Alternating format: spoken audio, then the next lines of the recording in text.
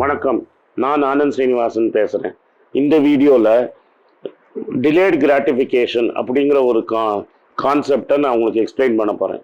அது ஏன் இம்பார்ட்டண்ட்டுங்கிறதையும் சொல்ல போகிறேன். கிராட்டிஃபிகேஷன் நம்மளுக்கு ஒரு ஆசை இருந்ததுன்னா அதை உடனே நிவர்த்தி பண்ணிப்போம். அதாவது எனக்கு முன்னாடி ஒரு லட்டு இருக்குன்னா எனக்கு ஒரே டெம்டேஷன் ஆகி என்னால் அந்த லட்டுவை பார்த்துக்கிட்டு என்னால் ஒரு 10 நிமிஷம் கூட இருக்க முடியாமல் அந்த லட்டுவை எனக்கே தெரியாமல் யோசிக்காமல் எடுத்து வாய்க்குள்ளே போட்டுக்கிறது. இதை 1960 ஸ்டான்ஃபோர்ட் யூனிவர்சிட்டியில் டெஸ்ட் பண்ணாங்க. மார்ஷ்மெல்லோன்னு அமெரிக்கன் ஸ்வீட் ஒன்று ஒரு சின்ன 2 வயசு 3 வயசு குழந்தைங்களுக்கு முன்னாடி வச்சு 10 நிமிஷம் நீங்கள் திங்காமல் இருந்தீங்கன்னா திரும்பி நான் வந்தேன்னா உனக்கு 1க்கு பதிலாக 2 தரேன்னு சொல்லுவாங்க. அந்த 2 வயசு 3 வயசு குழந்தைங்களுக்கு ஒரு ரூமில் ஒரு கேமராவோட உட்காத்தி வச்சுட்டு ஒரு மார்ஷ்மெல்லோ வச்சுட்டு போவாங்க. அந்த குழந்தைங்க அதை வச்சு என்னெல்லாம் பண்ணணும்னு பார்ப்பாங்க. இது யூடியூப்பில் நீங்கள் மார்ஷ்மெல்லோ டெஸ்ட்டுன்னு போட்டிங்கன்னா வரும். 5 நிமிஷமோ 10 நிமிஷமோ கழிச்சு அந்த டீச்சர் திரும்பி வந்து அந்த மார்ஷ்மெல்லோ இருந்ததுன்னா 1க்கு பதிலாக 2வது மார்ஷ்மெல்லோவை கொடுத்து அதை சாப்பிட வைப்பாங்க. குழந்தைங்க சாப்பிடும். அப்போ இதை நோட் பண்ணிக்கிட்டாங்க.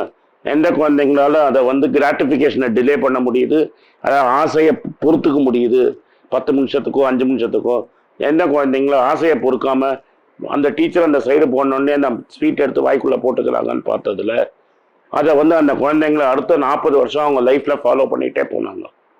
பார்த்தா எந்த குழந்தைங்கள்லாம் கிராட்டிஃபிகேஷனை டிலே பண்ணாங்களோ அவங்க லைஃப்பில் ஃபார் மோர் சக்ஸஸ்ஃபுல்லாக இருந்தாங்க. படிப்புலேயும் சரி, வாழ்க்கையிலையும் சரி, பணத்தை சம்பாதிக்கிறதையும் சேவிக்கிறதுலையும் அவங்க மோர் சக்ஸஸ்ஃபுல்லாங்க. எந்த பர்சங்க ஸ்வீட்டை உடனே வாய்க்குள்ளே போட்டாங்களாங்களோ அவங்க வாழ்க்கையில் ரொம்ப சக்ஸஸ்ஃபுல்லாக இல்லை. அதனால நம்ம கிராட்டிஃபிகேஷனை உடனே டிலே பண்ணுறது. ஒரு டிவி செட் வாங்கினோன்னா இன்றைக்கே போய் அந்த டிவியை வாங்குறது, இல்லை இன்றைக்கி ஏதோ ஒரு சாமான் வாங்கினோன்னா அதை யோசனை பண்ணாமல் இன்றைக்கே வாங்குறதுன்னு யோசிச்சு நீங்கள் பண்ணீங்கன்னா நீங்கள் வாழ்க்கையில் சக்ஸஸ்ஃபுல்லாக இருக்கிறதுக்கு சான்ஸ் கம்மி. ஏதோ ஒரு பொருள் நம்மளுக்கு வேணும்னு தெரிஞ்சாலும் பொறுமையாக இருந்து டிலே பண்ணி கரெக்டாக வாங்கினீங்கன்னா லைஃப்பில் சக்ஸஸ்ஃபுல்லாக இருக்கிறதுக்கு சான்சஸ் இருக்குது. இதே நீங்கள் பார்த்தீங்கன்னா நான் தமிழ் சினிமாவில் 2 பெரிய பர்சனாலிட்டிஸ் வச்சு சொல்கிறேன். சந்திரபாபுங்கிறவர் பழைய காலத்தில் பெரிய காமெடியன். ஆனால் அவர் வந்த பணத்துக்கு வரத்துக்கு முன்னாடியே செலவு பண்ணிடுவார். வீட்டுக்கு மாடிக்கு கார் போகிற மாதிரிலாம் மாடிக்கு வீடு கட்டி கடைசியில் போண்டியாகி நட்டமாகி குவேக்கர் ஐட்லேண்டில் பிச்சைக்கார மாதிரி பரி பண்ணாங்க அவர். அதே மாதிரி ஒரு பெரிய காமெடியன் அவர் செந்தில்கிறவர் கரெக்டாக அவரோட டைம் வரைக்கும் நடித்தார். அதுக்கப்புறம் அவர் காலம் முடிஞ்ச அப்புறம் நடிக்கிறது கம்மியாக போயிடுச்சு.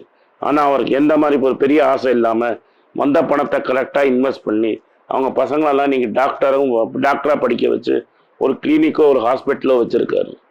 செந்திலால் ரொம்ப ஏழ்மையான இடத்துலன்னு வந்தவர். பெட்ரோல் பங்க்கில் பெட்ரோல் ஊற்றினவர். ஆனால் அவருக்கும் சந்திரபாபுக்கும் 2 பேரும் ஈக்குவலி டேலண்டடாக இருந்தாங்க. என்ன டிஃப்ரென்ஸ்னால் செந்திலால் அவர் ஆசைகளை கண்ட்ரோல் பண்ணி டிலே பண்ண முடியும். அதாவது ஒரு சந்தோஷம், ஒரு லட்டுவை வாயில் உடனே போடாமல் 10 நிமிஷம் 20 நிமிஷம் பொறுத்து ஆசைகள் மேல் தள்ளி வச்சு பணத்தை பத்திரமா சேர்த்து வச்சு அடுத்த தலைமுறைக்கு கரெக்டாக சேர்த்து வச்சார். சந்திரபாபு வரத்துக்கு முன்னாடியே பணத்தை செலவு பண்ணி ஆசையை தீர்த்துக்கிட்டால அவருக்கு கல்யாண வாழ்க்கையிலையும் கஷ்டம், குழந்தைங்களும் கிடையாது, ஒரு பிட்டர் மேனாக செத்து போனார்.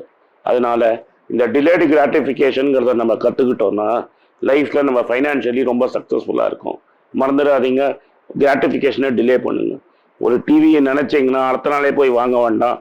வெயிட் பண்ணிங்கன்னா டிவியோட விலை குறையும், கம்மியாக செலவு பண்ணுவோம். இஎம்ஐயில் வாங்காமல் பணத்தை எடுத்து ரெகுலராக ஆர்டியில் போட்டு அந்த 12 மாதத்தில் அந்த பணத்தை சேர்த்து கொண்டு போய் வாங்குகிற சந்தோஷம் இஎம்ஐயில் வாங்குறது தெரியாது. இஎம்ஐயில் வாங்கினீங்கன்னா ஏதாவது ஒரு கஷ்டம்னு வந்ததுன்னா நீங்கள் கஷ்டம் மீறுறது ரொம்ப கஷ்டம். அதனால் உங்கள் ஆசைங்களை நிவர்த்தி பண்ணுறதுக்கு கொஞ்சம் தள்ளி வைங்கிறது தான் என்னோட அட்வைஸ். இந்த வீடியோ உங்களுக்கு பிடிச்சிருந்தா சப்ஸ்கிரைப் பட்டனை அமுத்துங்க. உங்கள் ஃப்ரெண்ட்ஸ் அண்ட் ரிலேட்டிவ்ஸ்கிட்ட ஷேர் பண்ணுங்கள். இந்த பெல் ஐக்கானை தட்டி விடுங்க. ஸோ தட் புது வீடியோ நாங்கள் போட்டால் உங்களுக்கு நோட்டிஃபிகேஷன்ஸ் வரும். உங்களுக்கு ஏதாவது சந்தேகம் இருந்ததுன்னா கீழே இருக்கிற கமெண்ட் செக்ஷன்ஸில் எழுதுங்க. இல்லாட்டா நாங்கள் ஒரு இமெயில் ஐடி கொடுத்துருக்கோம். அந்த இமெயில் ஐடிக்கு எனக்கு ஒரு மெயில் அனுப்பிச்சிங்கன்னா நான் திரும்பி பதில் சொல்லுவேன். இது 7 நாளில் டெஃபினட்டாக உங்களுக்கு பதில் வந்துடும். இமெயில் அனுப்புங்க. கீழே கமெண்ட் செக்ஷனில் பண்ணிக்கிட்டே இருங்க. என்ன சந்தேகம் இருந்தாலும் என்னை கேட்கலாம். நன்றி, வணக்கம்.